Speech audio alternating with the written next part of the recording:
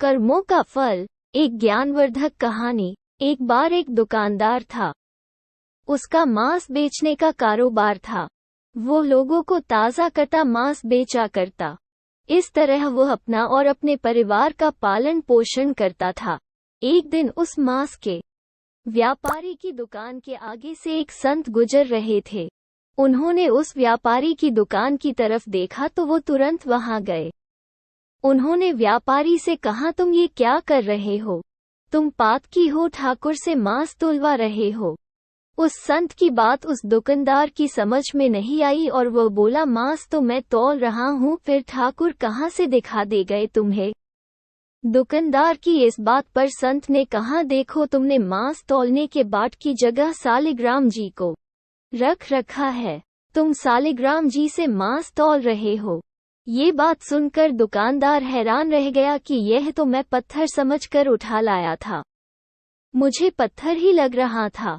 ये सालिग्राम है, इस बात की समझ मुझ जैसे अज्ञानी को कैसे होती भला? उस दुकानदार की आंखों से अश्रु बहने लगे और संत के पैर में गिरकर अपना पश्चाताप करने लगा। संत ने कहा, ये सालिग्राम को गंगा जल से धोकर मंदिर में पधरा आओ और प्रभु से माफी मांग लेना। संत के जाने के बाद उस दुकानदार ने स्नान करके सालिग्राम जी को गंगा में स्नान करवा कर मंदिर के प्रांगण में रख दिया। खुद भगवान से प्रार्थना करके माफी मांगने लगे, हे प्रभु, मैंने अज्ञानतावश आपसे मांस तुलवा लिया, इसलिए आप मुझे जो सजा देंगे मुझे मंजूर होगी। वो दुकानदार यह सोचकर कि वह कितना मूर्ख है कि भगवान से ना जाने कितने सालों से मांस तुलवाता रहा, और प्रभु कितने दयालु है कि उसके घोर अपराध करने के बाद भी उसे वो उसके परिवार के भरण पोषण करते रहे।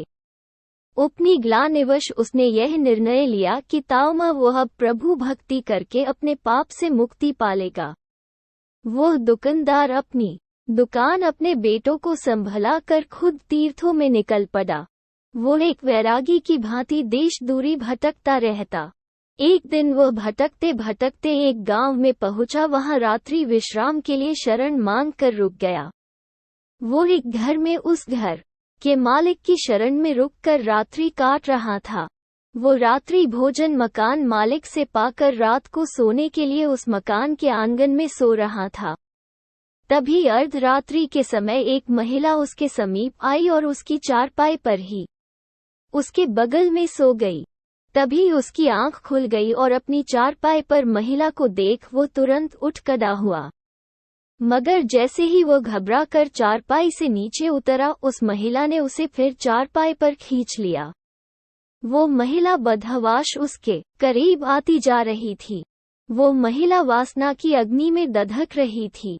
ये सब देख उसने महिला से कहा, आप ये क्या कर रही हो? मैं एक त्यागी संत हूँ और तुम इस समय वासना से भरी हो। तुम मुझसे दूर हो जाओ, नहीं तो मैं अभी इसी समय इस घर को त्याग दूंगा।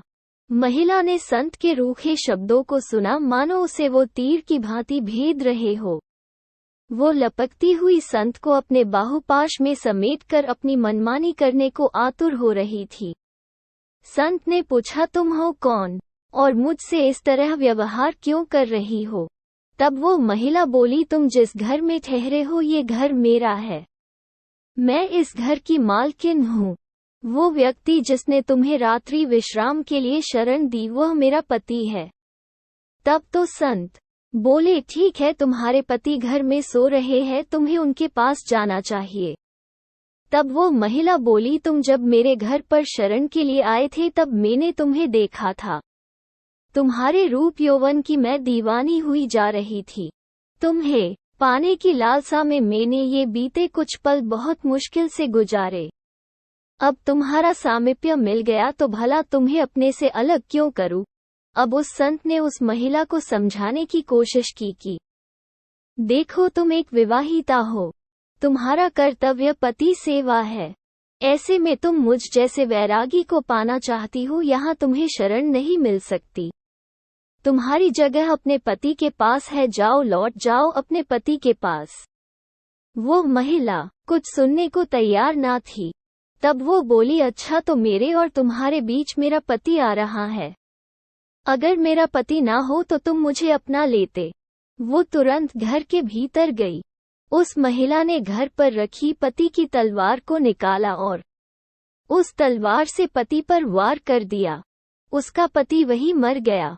वो खून से भरी तलवार ले जाकर उस संत को दिखाते हुए बोली, लो, मैंने तुम्हारे और मेरे बीच खड़ी पति रूपी दीवार नष्ट कर दी। मैंने पति का गला काट डाला। अब वह कभी हम दोनों के बीच में नहीं आ सकेगा। बेचारा वो संत, दुकानदार ये सब देख वहां से भागने लगे। बहुत कोशिश के बाद भी संत वहां ना रुके तो उस महिला ने उस तलवार से खुद पर वार किया और सदैव के लिए खत्म हो गई।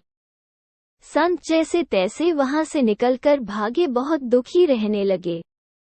उनका दुखी चेहरा देख एक संत ने उन्हें कहा, लगता है तुम बहुत दुखी हो। क्या बात है जो तुम्हें परेशान कर रही है? हम संतों को अपने दुख से नहीं दूसरों के दुख से दुखी होते हैं। तुम्हारे साथ कौन सा दुख है? तब उस संत ने वो सारी घटना उन संत को सुनाई।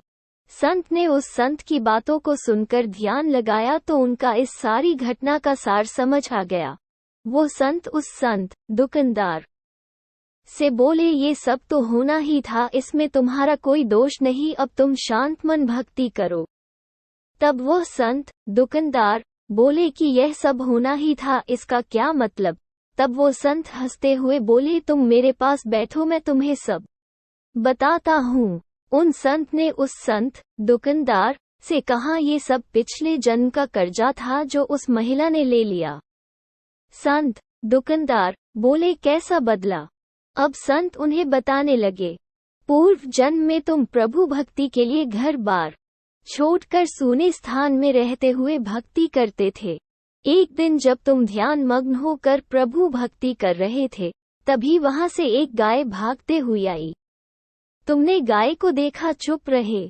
गाय को एक कसाई पकड़ना चाहता था। गाय उस कसाई से बचती हुई भागती हुई वहां आई थी। गाय तुमसे अपने बचाव की उम्मीद से देखने लगी, मगर तुमने भक्तिवश उस पर ध्यान नहीं दिया तो वो डरती हुई कहीं और जाकर अपना बचाव करना चाहती थी। वो वहां से चली गई। तभी उसके पीछे पीछे भागता वो कसाई तुम्हारे सामने हाथ में तलवार लिए आया। तुम जिस स्थान पर बैठे थे वो ठीक चौराहे पर बना हुआ था। वहां से 4 मार्ग निकलते थे, इसलिए कसाई वहां रुका। उसे समझ नहीं आ रहा था कि वो गाय कहाँ गई। चारों तरफ नजर दौड़ा कर वो कसाई तुम्हारे पास आया और तुमसे उस गाय के बारे में पूछा कि तुमने किसी गाय को यहाँ से भागते हुए देखा है। तुमने उस कसाई की तरफ देखे बिना बंद आंखों से ही उस रास्ते की तरफ हाथ कर दिया जहां वो गाय भाग कर गई थी। वो कसाई तुम्हारे इशारे को देख उसी रास्ते पर चला गया जहां वो गाय भागती हुई गई थी और उस गाय को कसाई ने अपनी तलवार से मार दिया था। अब वो संत, दुकानदार हैरान होकर उन संत से बोले, उस गाय व कसाई से मेरी इस घटना का क्या वास्ता? संत हंसते हुए बोले, हाँ, उस घटना से ही तुम्हारी इस घटना का संबंध है। क्या तुम जानते हो वो मकान मालिक व उसकी पत्नी पूर्व जन्म में कौन थे? अब वो संत, दुकानदार विस्मित से होकर देखने लगे। संत ने उन्हें आगे बताना शुरू किया।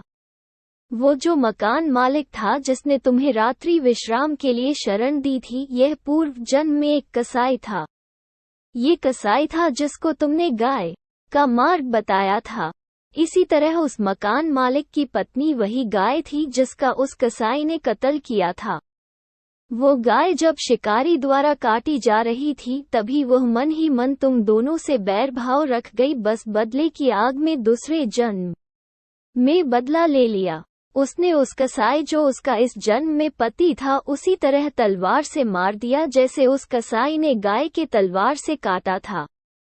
तुमने कसाई को उसका गाय मार्ग बताया, इसलिए वो तुमसे इस तरह व्यवहार कर रही थी। ये सब जन्मों के खेले किसकी समझ में आते हैं?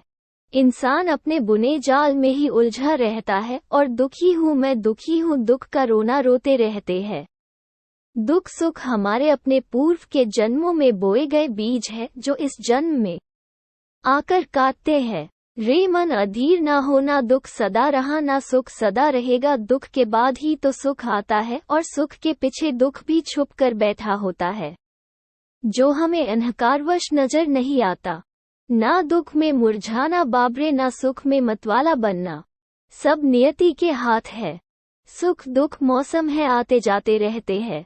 मन के माने हार है, मन के माने जीत।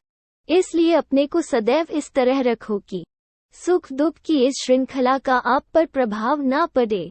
वीडियो पसंद आया हो तो लाइक, सब्सक्राइब और शेयर करें। वीडियो देखने के लिए आपका बहुत बहुत धन्यवाद।